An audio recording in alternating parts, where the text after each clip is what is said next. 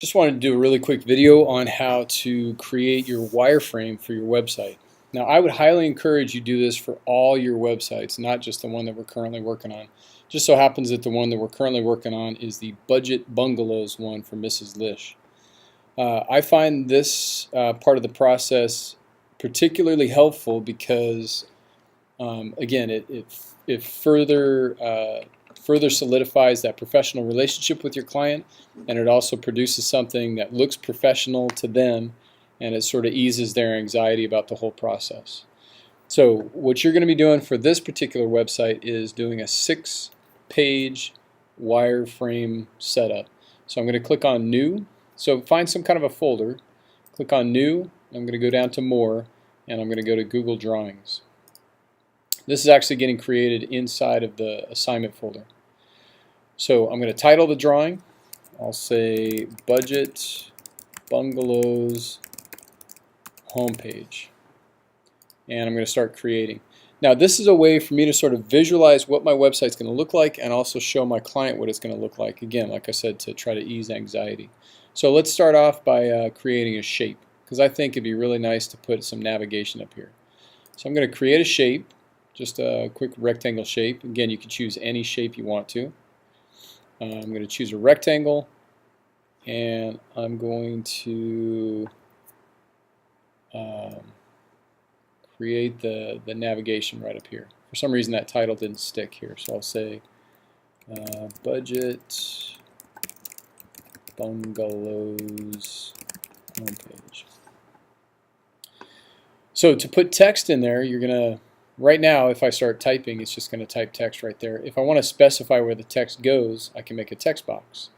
I'm going to make a text box in this case right there, and this is where I put their logo. So I'll say Budget Bungalow Logo and click off of it to accept my changes. She also said she wants some navigation. Now the navigation that she wanted was homepage, about, and then also bungalows. Remember, she wanted 3 bungalows, and then also a contact page. Now you can say contact or contact us. You can also change the size of your text right up here. Right now it's 14. Maybe I want to make this 24. You could also center the text. So if I click on that one, and I also want to align it with this, I can hold down Shift, click on that, it selects both of them. And then I can say Arrange, Align, Middle, and it'll align them to the middle. Now this one actually aligns the 2 boxes to the middle, so it's kind of deceptive. I'm going to select this one just in itself. I'm going to use my arrow keys to move it up so it looks like it's in line with that. So that looks pretty good so far. I'm going to create another shape because she said she might want a banner with some pictures in it. So I got a little banner right here. And again, you can change the color of this if you want to, change it to some other color. I'm going to make a text box right here. Text I'm going to use is going to be maybe 30 large. I'll say slideshow.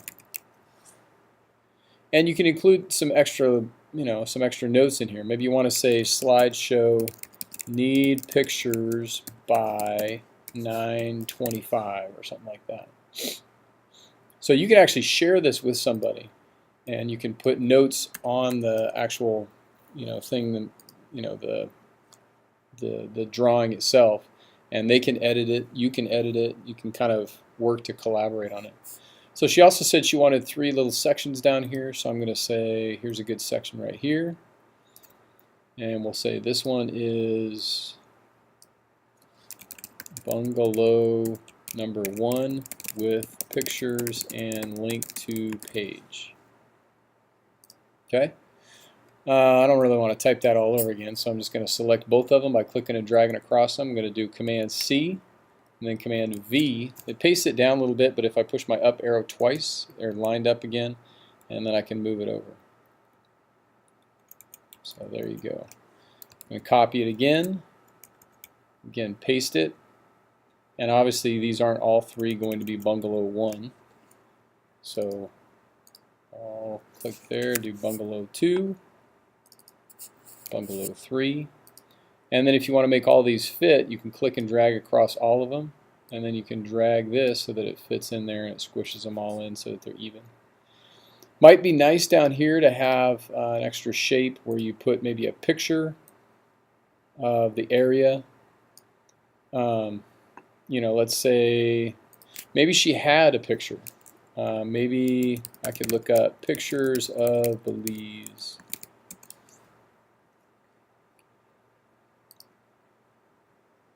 You know, maybe here's a good picture right here. Maybe this is what it looks like. I can right click on that, copy that image, go back over to here, and I can paste an image right here. Let's see if I can just paste it. Yeah, there you go. I can just actually paste it. So maybe I got an image right there. I'm going to scale it down a little bit so it fits a little bit better. Maybe I don't need that. And then maybe on the right hand side here I can have some text. So text about the island. Actually, it's not really an island. Text about Belize. And you don't really necessarily need to type out a bunch of text about Belize. I'm just going to repeat that over and over again, just so she can kind of see what it's going to look like with text in there. And then, of course, it'd be really nice to get a footer, so I'm going to make another rectangle here. And again, you can change the color to match up with your style here.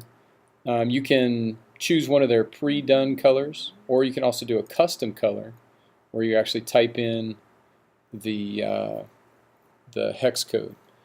Now the hex code for this, you'll notice this is actually 8 digits. So if you wanted to type in a regular hex code, it's just 6 digits. Click OK, and now that's white. If you ever needed to get a particular color, you can always take something into Photoshop. And those of you who know Photoshop know that you can use the eyedropper tool to click on the shape and you can get the exact color from there. So I'll just say footer.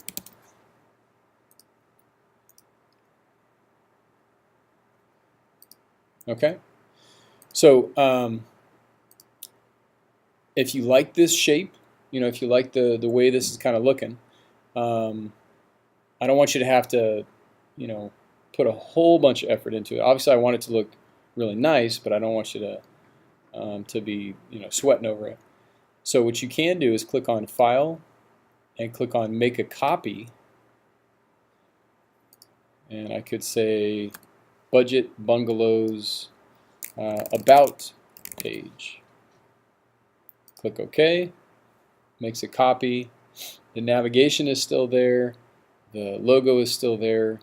You know, don't really need the slideshow, so you can get rid of that. Get rid of that. You know, maybe you can get rid of all this stuff. Get rid of some of this stuff, and you still have the footer. So then I can go through and, you know, maybe I want to put some, like a picture here.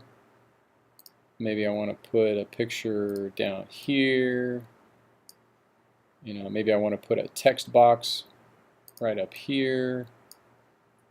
Another text box here, and that would be the end of my About page. And then again, I'd go File, Make a Copy, make another copy for Bungalow 1, Bungalow 2, Bungalow 3. I could even get to where I go to my contact form. And I could even create something that looks like a form just by using these little rectangles. So I'd like for you guys to work on that while I'm gone, Friday, Monday, and Tuesday. It should be submitted through Google Classroom by the end of the day on Tuesday. So if you look over here on second and third period web design, it says right here, it says Budget Bungalow Wireframe, website wireframe. And the instructions are pretty simple. Create a Google drawing of your site, all 6 pages, labeled clearly. Think about what the client wants and try to address all her needs on each page. These are sketches that would normally get submitted to the client, so make sure they're easy to read and professionally done. Got the description of the assignment, got the responses to the questions, so you guys should be good to go. I'll be checking in with you via my computer on Friday, Monday, and Tuesday. If you have any questions, please send me an email and I'll try to get back to you as soon as I can. aaron.grable@oside.us. Thank you very much.